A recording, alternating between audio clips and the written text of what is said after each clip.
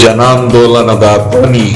ಮುಖ್ಯವಾಗಿ ಈ ಸಂದರ್ಭದಲ್ಲಿ ಕರ್ನಾಟಕದ ಈ ಸಂದರ್ಭದಲ್ಲಿ ಈ ವಿಚಾರವನ್ನ ಮುನ್ನೆಲೆಗೆ ಇಟ್ಕೊಂಡು ಒಂದು ಚರ್ಚೆಯನ್ನ ಆರಂಭಿಸಿದಂತಹ ಡಾಕ್ಟರ್ ವೆಂಕಟಸ್ವಾಮಿ ಅವರಿಗೆ ನಾನು ಅಭಿನಂದನೆಗಳನ್ನು ಹೇಳಲಿಕ್ಕೆ ಇಷ್ಟಪಡ್ತೇನೆ.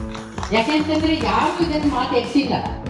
ಅಲ್ಲಿ ಬಜೆಟ್ನಲ್ಲಿ ಮಾತಾಡ್ತಾ ರೋಹಿತ್ ವೇಮುಲ ಕಾನೂನನ್ನ ತಂದ್ವಿ, 6,000 ರೂಪಾಯಿ ಬೌದ್ಧ ಭಿಕ್ಷುಗಳಿಗೆ ಕೊಟ್ವಿ, ಒಂದು ಬೌದ್ಧರ ಅಭಿವೃದ್ಧಿ ನಿಗಮ ಅಂತ ಮಾಡಿದ್ವಿ ಅಂತ ಹೇಳ್ಬಿಟ್ಟ ತಕ್ಷಣ ಮುಗೀತೆ, ದಲಿತರ ಪ್ರಶ್ನೆಗಳು ಮುಗೀತೆ, ಅವರ ಸಮಸ್ಯೆಗಳು ಮುಗೀತೆ ಅನ್ನೋದನ್ನ ನಾವು ಕೇಳಬೇಕಾಗಿದೆ. ನಮ್ಮ ಬಹು ವರ್ಷಗಳ ಬೇಡಿಕೆ ಇವತ್ತು ನಿನ್ನೆ ಮೊನ್ನೆದಲ್ಲ.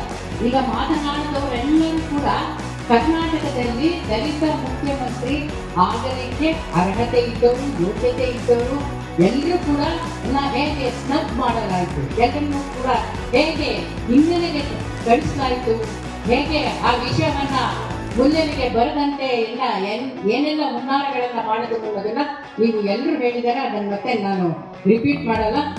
ಈ ಎಲ್ಲರ ಮಾತುಗಳು ನಮಗೆ ಒಂದು ಹೊಳವನ್ನು ಕೊಡುತ್ತೆ.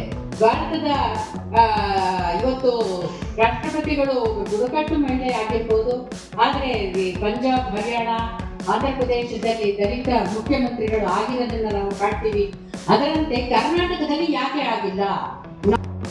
ಅರ್ಹವಾಗಿರ್ತಕ್ಕಂಥ ವಿಚಾರ.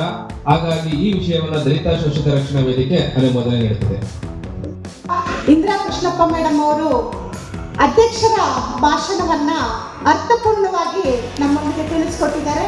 ಅವರಿಗೆ ನಿಮ್ಮೆಲ್ಲರ ಪರವಾಗಿ ಭೀಮ ವಂದನೆಗಳನ್ನ ಅರ್ಪಿಸುತ್ತಾ ಈ ಒಂದು ಕಾರ್ಯಕ್ರಮದ ಕೇಂದ್ರ ಬಿಂದು ರೂವಾರಿಯಾದಂತಹ ಡಾಕ್ಟರ್ ಎಂ ವೆಂಕಟರಮಣರವರು ಅವರ ನೇತೃತ್ವದಲ್ಲಿ ಈ ಒಂದು ದಲಿತ ಮುಖ್ಯಮಂತ್ರಿ ಈ ಒಂದು ಚಿಂತಕರ ಚಾವಡಿಯ ಕಾರ್ಯಕ್ರಮದಲ್ಲಿ ಎಲ್ಲ ಹಿರಿಯ ಸಾಹಿತಿಗಳು, ವಿಚಾರವಂತರು, ಬುದ್ಧಿಜೀವಿಗಳು ಹಾಗೂ ಹೋರಾಟಗಾರರು, ಚಳುವಳಿಗಳಲ್ಲಿ ಇದ್ದಂಥವರು ಎಲ್ಲರೂ ಸಹ ಭಾಗವಹಿಸಿದ್ದಾರೆ.